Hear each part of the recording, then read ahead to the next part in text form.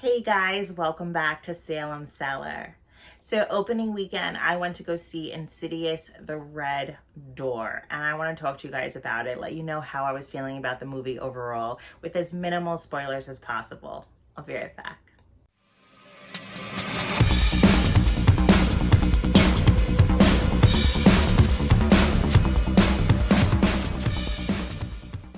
Insidious The Red Door was released July 7th. It was written by Scott Teems and Lee Whannell. I love Lee. He's back. It was actually directed by Patrick Wilson. It's his directorial debut. He's starring in the film as Josh. Ty Simpkins is back as Dalton. He's all grown up now, and Rose Byrne is back. I was really excited that they had the original cast in the film. This is the 5th installment of this franchise, for those of you who aren't aware. And we were back with the Lamberts, which I was really excited about. The first two films I did really love. The second two, not so much. Those are prequels. And I just wanted more of the Lambert family. And I was happy that their story wasn't finished, wasn't over. Now, this film is PG-13. There is not that much gore. There's a ton of jump scares. A ton. a lot of the movie, I was like covering my eyes, like getting ready. It's that eerie, creepy music that just like gets you ready for something to pop up and scare the hell out of you. Now, like I said, I was a fan of the two films, so I came into this movie with high expectations, but nothing like, unreasonable, like unrealistic. I did really enjoy the first two films, but they're not like my favorite movies ever. I don't watch them constantly, and I think it's because they just bring out like maybe some fears of mine. It's just it's not just, I'm a big fan of like gore and slashers, and this is more eerie, this is more dark. The first two movies are things that sit with you for a while. Now, after I went to the movies to see The Red Door, I went home and I watched the first two films because I needed a refresher. I didn't watch them before I watched this movie. Like, I didn't do a rewatch. So I came home, I did a rewatch, and then I forgot how much I really did love these movies when I first watched them. They are very creepy. They are very dark. I do prefer the second one over the first one. I really love the story of that, the creepy like bride lady. I really enjoyed her backstory, and then it dove into that a little bit more. But so back to the Red Door. So I've been hearing a lot of mixed reviews. People either loved this movie or hated it. I just want to say that I loved this movie. I really enjoyed it from start to finish. It was a very predictable at times. You really dive into Dalton, Ty Simpkins. He's now going off to college. He's like, it's weird to see him because I'm used to seeing him as a little boy, in Jurassic World and the Insidious movies, and now to see him as kind of a man going to college was weird. It was definitely weird for me. This film also stars Sinclair Daniel as Chris. She starts off as Ty Simpkins, Dalton's roommate, and then obviously she goes switch to a different room. They thought Chris was a boy. But I really loved her in this movie. I thought she was going to be a character that annoyed me because right off the bat, I'm like, okay, you're a little annoying. But as the film went on, I really grew to love her. And her chemistry with Dalton was perfect. Like, he's an introvert, he's shy, he's quiet, and she's just loud and out there. I loved it. I love them two together. I love the chemistry, and I loved that little added bonus to the film, the friendship that was growing between them. I don't know if there's anything romantic going on. It was really hard to read, but it was definitely a friendship, and I appreciated it, and I enjoyed it in the film. So I'm happy they had that in there. She did a great job. I really ended up loving her. And if they do more films, I hope she's in them. And also Josh, Patrick Wilson, you see him trying to figure out, because at the end of the second film, they erase their memories. They don't remember what happened that last year. So they're really foggy.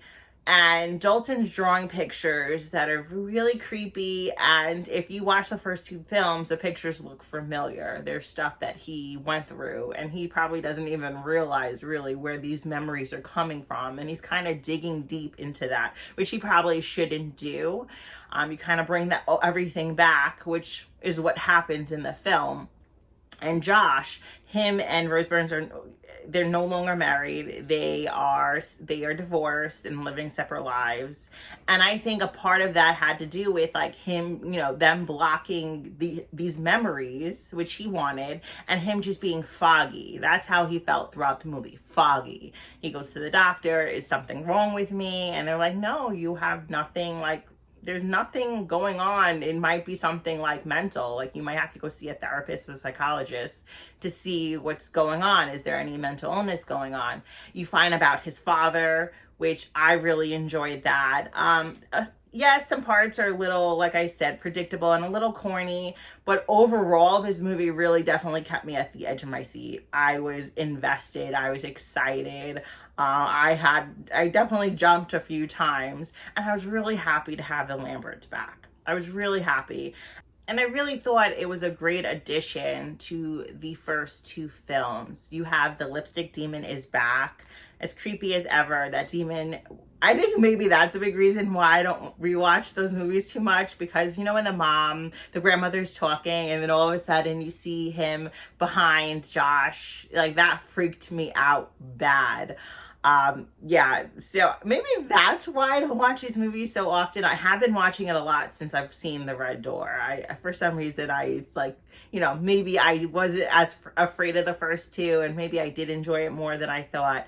But this is 9 years after the second film, and I really loved it. I really loved that the original cast was back, like I said. I loved that the Lamberts were back, and I liked this story. I liked that it was 3 generations of men who all went through or going through the same things, as far as being able to project themselves to different places and being with the undead or seeing ghosts or whatever they've been seeing. I really enjoyed that part of the story, that they went into like the father and what he did and how he didn't just abandon his family. Like he thought he was helping his family and ended up doing more damage. So I really enjoyed that part of the plot, the storyline. To me, I thought it was really great. I understand why people didn't love this film as much as I did. I just think we expect so much from these movies nowadays. I don't really know what people were expecting more than we got. I try to think like what was so like not great about this film. I don't get it. I guess people will always complain about things, unfortunately. It's not going to be perfect. Not every movie is going to be perfect, but I thought it was a really great film. So a little fun fact, the college in the movie, it was named after Jane Pierce. She is a former first lady. Now, she was an occultist who would hold seances in the White House to speak to her dead son. I thought that was extremely cool and eerie and creepy, kind of like what this movie is.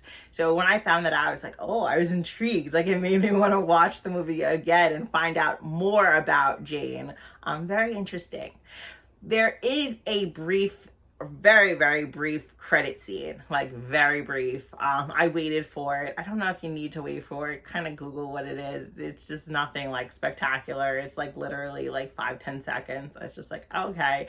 But it does let you know that there's possibility for more films, which I really think, since this movie is doing so well, that we will have more Insidious films. And I'm excited. I just want more of the Lambert family. I don't know if they're going to have more of them, but I just really think like Ty did really well. He has this look about him. There's like this deep, dark look in his eyes, but also innocence. And him playing, you know, grown up Dalton, like reprising his role, I think he just did a phenomenal job. And I would love to see him in more Insidious films. Really, I would really love it. Patrick Wilson also, he was featured on a song called Stay at the very end of the film. If you watch the credits, you'll see a little blurb of like, oh, I didn't even realize that was him singing. But yeah, I thought that was pretty cool. Doing everything, Patrick. He's directing, starring, and he's singing. Pretty amazing. So overall, my thoughts, I enjoyed the film. I really did like it. Out of 10, I would give it an 8, and I would definitely watch this movie again. I will definitely watch this movie again, and I will own this movie. I own the first 2 movies, not the other 2. I probably need to rewatch those because I don't know. I didn't really care for them, but maybe it was just because I watched them once and I just give them another chance.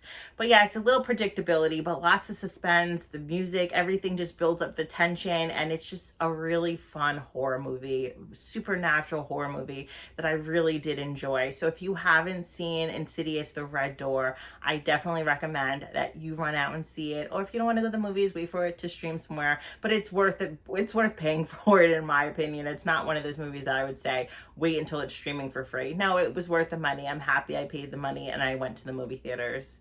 I hope you guys enjoyed the review. If you watched the movie, comment down below. Let me know what you thought of it. And as always, guys, thank you so much for watching. I will be right back.